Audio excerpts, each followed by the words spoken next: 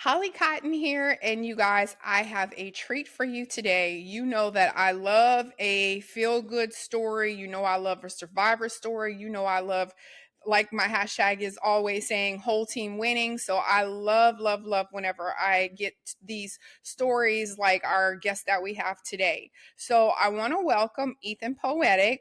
And Ethan has a very interesting story of survival. He will tell us his story, and then not only that, but he's also going to tell us about some of the great things that he's doing since his survival story. So, welcome, Ethan.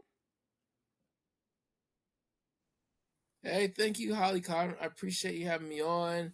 Share the story, inspire people to overcome their Love own it, love it, love it. adversities. Okay, so first, Ethan Poetic, we know that now your alias is Ethan Speaks. So let's just get straight into the story about how you went from just regular Ethan Poetic and then your story of survival. Um, let's see. It happened on a Saturday, March 19th, 2011. I was helping out with this nonprofit organization. At the time, it was called Children Deserve a Chance Foundation. Now has rebranded to Atalo. The former CEO and still founder is Jordan as Steffi. The goal is to help raise funding for his nonprofit organization so he can help out the youth and continue to thrive. And we exceeded our goal with numerous people from a lunch shift to a previously from a breakfast shift of selling Dewsbury watches. My family was there being supportive. We leave the event and then bam, I was involved in a near fatal car accident. It happened in Paradise, Pennsylvania.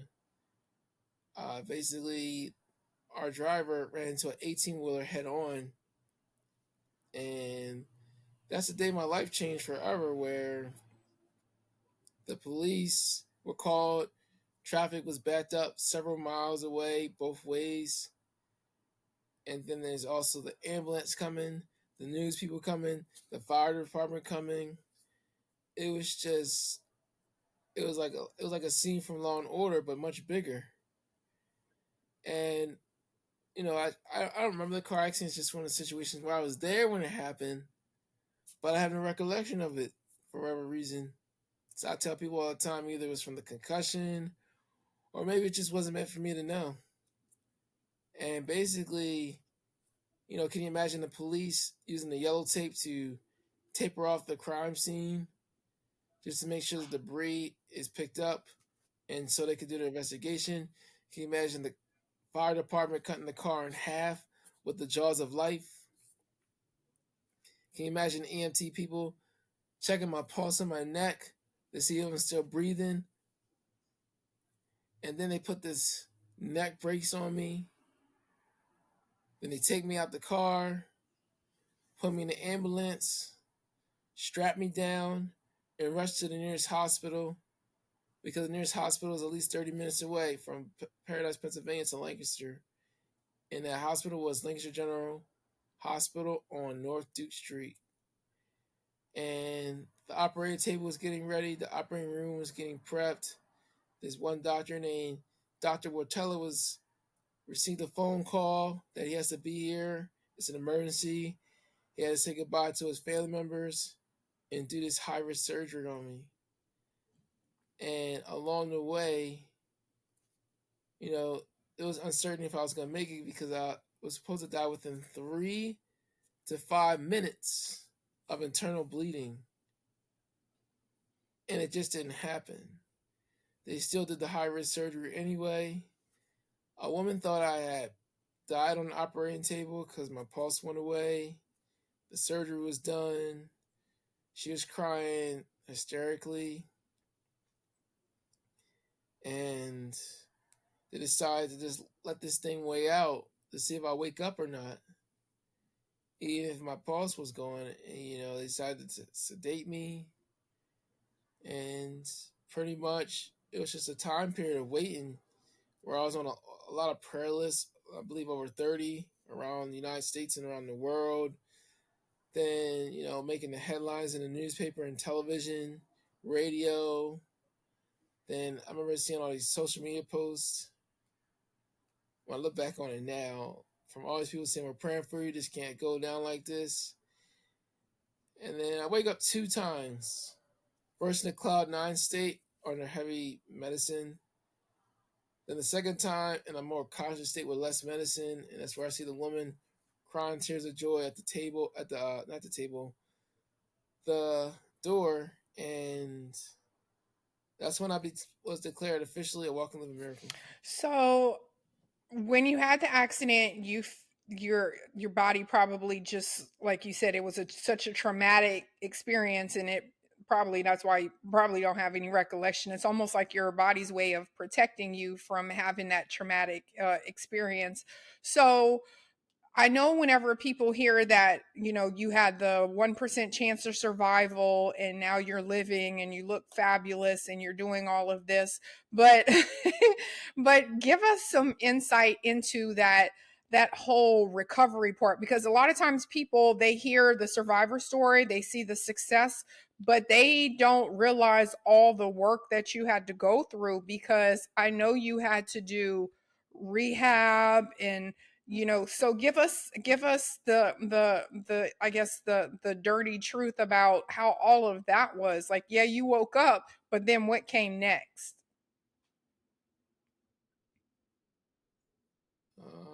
I remember this quote. It says, "What doesn't kill you makes you stronger." And it was a 99% chance of death versus 1% chance of life. And in this situation, that 1% was the faith of a mustard seed that I needed to survive and wake up. But the road to recovery was very long, a marathon, full of uncertainty, full of question marks. Of course, I went to rehab for physical therapy, speech therapy, occupational therapy, you name it. And then more adversity was when I got put on a feeding tube because I was already underweight by 80 pounds.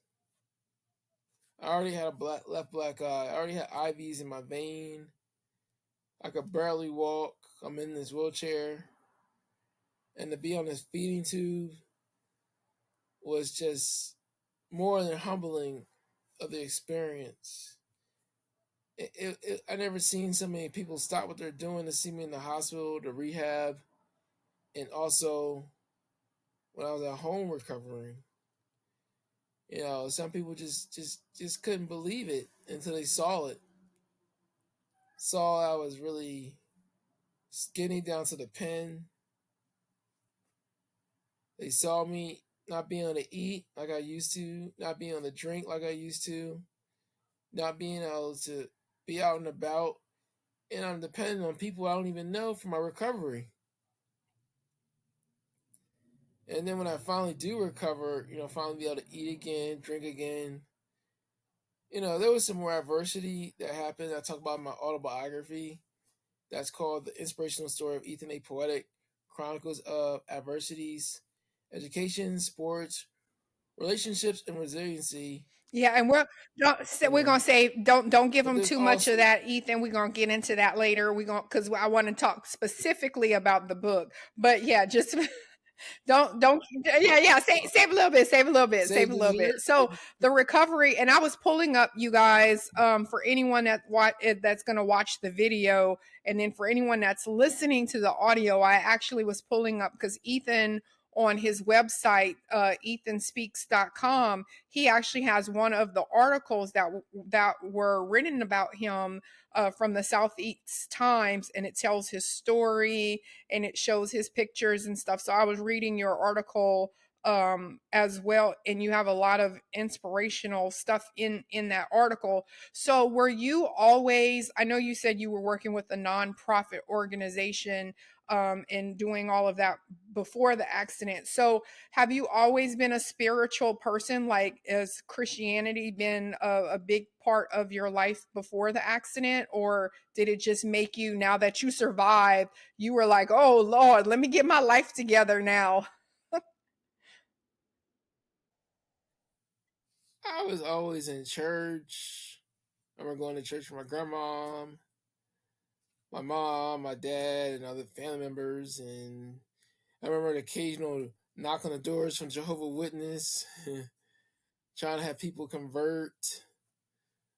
I've been saved since May 2009. That's my own choice, not no child baptism choice where a parent or guardians make that choice. That's on my YouTube channel where I admit I'm a sinner and all this other stuff. Faith was always in my life. It's just there was some adversities that I experienced growing up in a single parent household, having a strange relationship with my father, and many other tricklets along the way. Faith did help in the situation. It's like when I wasn't able to eat or drink, my mouth's all watery, and I didn't see the life coming attractions. And I was just like, I gotta read this Bible, keep my mind on something else besides my present circumstances. And one of the key things that happened along the way was when I did meet up with Jordan Steffi again back at the Mia Heights golf tournament. There was supposed to be this special guest speaker to show up, but unfortunately they missed out because allegedly they missed out on their plane being delayed. So Jordan, being a former three-sport athlete, he played football, basketball, track. His main position was quarterback, where he likes to call audibles, changes. And when he's facing the adversity of his guest speaker not being there, he had to change up the playbook in the program. Like, what am I gonna do? And I know that look in their eye, like something's up. And he does a small speech, and waves his hand for me to come up, and he makes this elaborate speech about my situation. And then he puts his arm around me and he says something that really silenced the room. He says, Ethan's going to graduate with a college degree. My heart was taken away when I looked up him like, did he just say that? Here I am on a feeding tube. Here I am barely able to walk. Can't eat. Lost my freedom. I'm still in this recovery process. And you say, I'm going to graduate college. And it was just like fathom me like this is not a dream, this is something real. And eventually, people did start crying, tearing up, getting the tissues right here and there. They're ready to take pictures of me, and then they're ready to like say, if there's anything you need, Ethan, here's my business card, just let me know. Here's my email, here's my phone call, just contact me and I'll get it done on the hour, by the hour. I never seen such a big outpour like that in my life on the spot. And, you know, I realized Jordan Sevy's faith runs deep. And, he must have been really praying hard with his girlfriend, now wife, Miss Keandra Bear, Steffi, and his other family members. And he also had faith going back in high school, back during his time in high school, where he helped a guy get emergency surgery for his brain. Because when Jordan Steffi scored 1,000 points, he requested for people in the crowd to donate $1 for this cause, and eventually, over $1,000 was raised. A brain surgery was done, and that faith of that, um, situation resulted in him starting his own nonprofit to give back to others in need. And he saw something in me that I didn't see something in myself at the time. And eventually, I'll tell more about it later. Yes, Like you yes, said, yes. I saved the Okay, dessert so now. so how old were you when you were in the accident?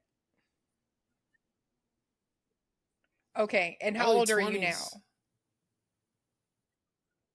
Okay, I'm so you've had a 36. long 10 years, 10 plus years maybe of recovery. So what all, I know you said you had a feeding tube and whatever. So did you break your neck, or it was just like contusion? What did you have? Yeah, like what injuries You did you talk about the have that you've had injuries? to overcome? Just for anyone that's listening. Concussion, left black eye, torn aorta. My wrist was hurting. I lost a lot of weight. They had these tubes inside my chest. They had IVs in both my veins. Like Mhm. it was real. I So can't did make this you up. so did you have to like learn how to walk again whenever you did it? Like did you lose the ability to walk? Okay. Yes. Yeah, it's like when you lose so much weight, muscle mass, and go through something that traumatic, it messes with all these sensories. It's like a big reset button happens. And then there's also the muscle memory starts over with Mhm. that concussion. Like you sometimes we take advantage of, being able to pick up a bag of groceries, turn a doorknob, turn on the key to our car, or put some earrings Hey, on. I know I'm a cancer survivor and I've had to have multiple surgeries, so I know exactly what you're saying. I remember I used to always say that I couldn't even put my hair in a ponytail. Like people take it for granted just to be able to have the movement to do something like put your hair up or shave your leg or tie your shoe. Like people don't realize those little things when you are able to do those things again after some type of accident or surgery or whatever the recovery, you're like, oh my God, I did this, I did that. Like it becomes a big thing. So, of all the injuries that you had from your accident, what was the hardest thing for you to recover from?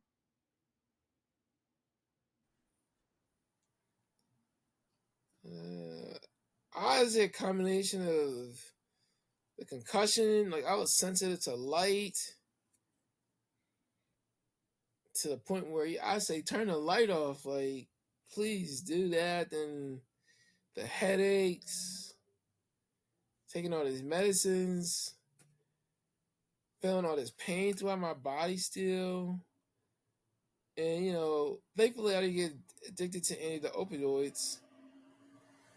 Then there's also just not being able to do what I normally would do. It was just a life changing situation. Right. Just that loss of independence and not like you said, now having to have people take care of you is difficult. So I love mhm. So I Yeah, love that. yeah, Go ahead, Ethan. yeah. It Sorry. wasn't like people. Yeah. It wasn't like people were taking care of me like King Tut or Prince or a Pharaoh. This is a serious situation of I gotta trust people to do certain things for me, and I'm not even asking them to do it. That's good though that you had people that at least were able to help you and come in and assist you because some people don't have anyone. So at least you were blessed to have that part. Having a good community and circle is like crucial to your recovery. Now, so you took all of that, we'll say, well, you took all of that pain to find your passion and purpose, which is Ethan Talks right now. So tell us about your book because how did you come up with writing a book? It's a combination of a lot of things. Um, I was in college. I was going to Mills University during COVID. It was the spring semester of 2020. Our classes had to be taken online through Zoom since the campuses were shut down. Then I got invited to this Greek family's home called the Veronis family. We're eating lunch, fellowshipping. And then one person mentions, Ethan, you should write your own autobiography. And everyone's eyes just light up for some reason. Like, you know what? He should do that. I wasn't sure if I wanted to do it because I just felt like that's a vulnerable situation to be in all over again. And then I just kept getting fed to the point where, as they say, the key to a man's heart is to his stomach, and hard to say no after a while. And eventually, I decided to buy in and do it and get the motion, get everything started. And as soon as I got started, I got calls from publishers. One of them said, "You signed with us. We'll own the lion's shares rights of your movie and the soundtrack." And I realized I can't let you do that to me and monetize all my experience, my self worth, my name, image, and likeness, and all the decisions it took to make that recovery. And you're coming on the back end. And that's when I realized I could make my own movie and soundtrack myself. And it shows again they were seeing something in me that they can potentially profit off of from a multi-million-dollar idea. And eventually I ended up getting encouraged from my mentor Bob Paul to do self-publishing school. And I got invited by Chandler Bolt to two webinars. He gave me the blueprint through a PDF. And I realized I could do the same thing a publisher does. Create my own team, my own editor, hire a person to do the book cover through Adobe Illustrator. Then I can ask some people for book cover reviews, forewords, and then of course buy the ISB numbers by the bulk, barcodes by the bulk, and of course get a professional picture. And this is what you see: the inspirational story of Ethan Poetic, chronicles of adversities, education, sports, relationships, and resiliency. This is the soft cover, and this is the hard Hmm. cover with a laminated case. Better quality for those who are old school. And then here's the inner cover. And pretty much it was a work in progress. I'd like to give a shout out to Ingram Spark. We're starting and allowing people to be self-published authors and get better deals on their own stories, their writing abilities and creativities and everything else. And my book's presently available online, print on demand, like Amazon, Walmart, Target, Barnes and Noble, Kobo, all major platforms around the world do a distribution deal. Available as a hardcover, softcover, ebook. And of course, my website is ethanspeaks.com for people to buy the books off me directly. The difference is you buy it from me. I'll just charge you for the book. I'll sign it, autograph it, charge you for the shipping, handling. And then once you tell me your P.O. box or mailing address and pay me, then that same day I will have that book mailed out to you, and I'll take a screenshot of the tracking number. That way you know where the book is going. I know where the book is going. I'm a legit brand.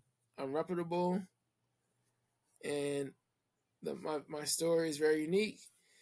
Like for example, most people only have one or two forewords. I have 8 forewords, and I was very appreciative of all that support from people I know. So I know one of the things that you talk about that your mission is to equip, empower, and enhance. So that's kind of your mission statement. That's, I guess, what you've come up with, that you want to be a reflection of Ethan Poetic. So give us the details on equip, empower, and enhance. What I tell people sometimes is that the earth is over 2,000 years old. Therefore, there's a lot of stories to learn from to overcome your own trauma, wounds, scars, adversities, underlying pain. So, therefore, the blueprint's already out there. It's just sometimes we have to do the work on an individual level, whether it's with a life coach, support group, self talk therapy, or some people learn the hard way and get a reality check from a judge where everything's in the legal system's hands.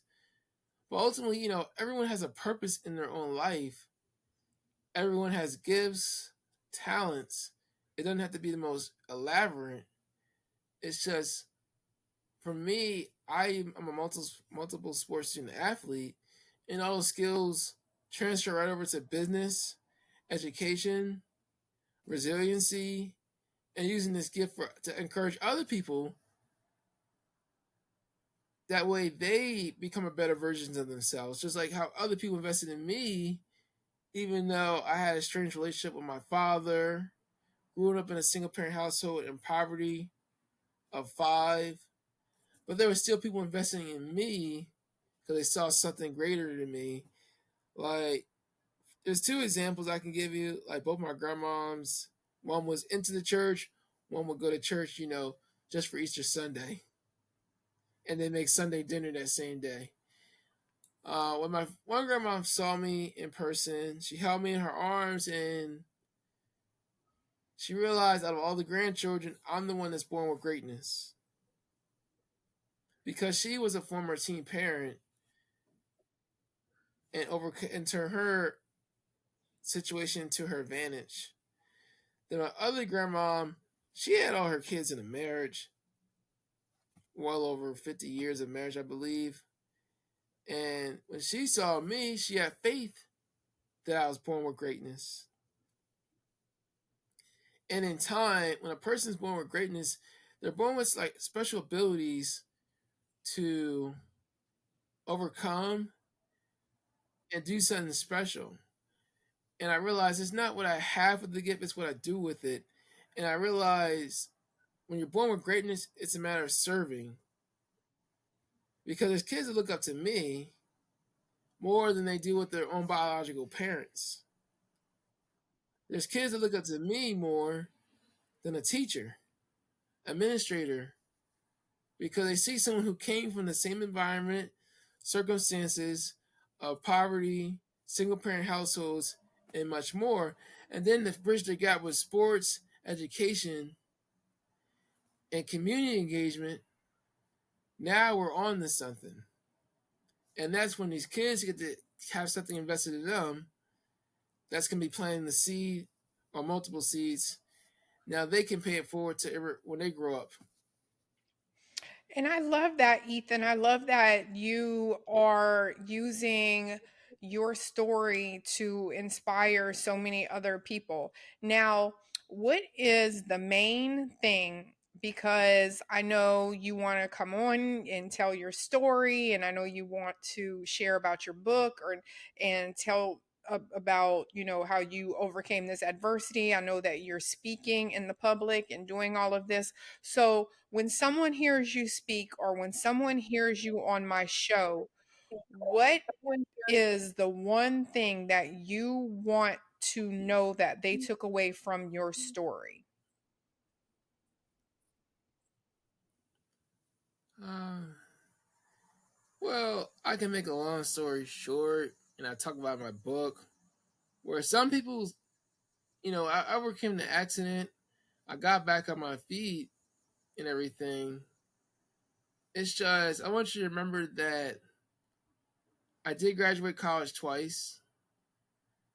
I did receive numerous awards and accolades from the Republicans, Democrats, Lancaster City Council, and the mayor, Janine Sirachi. I had a special Overcoming Adversity Award named after me from Mills University's head department, Dr. Teresa Russell Loretz.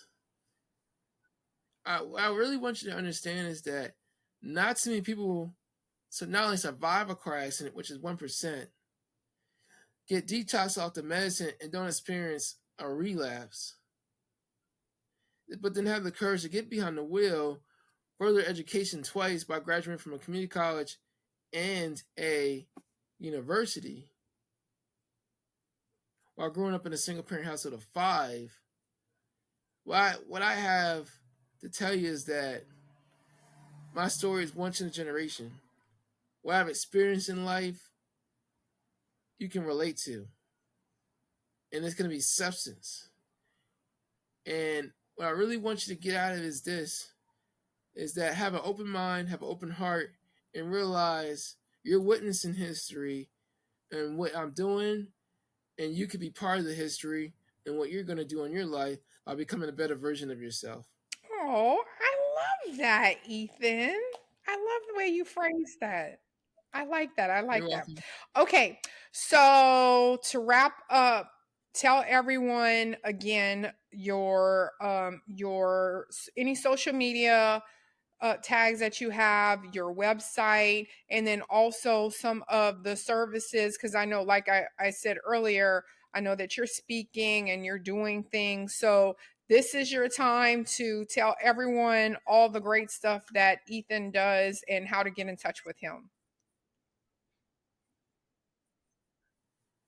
Well, my website is ethanspeaks.com. My services are keynote speaking, life coaching, poetry workshops, mental health advocate.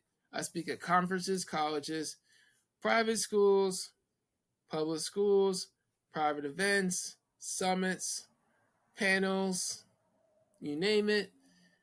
Uh, all you have to do is go onto my website, ethanspeaks.com, and you click on the request a consultation, fill out the form.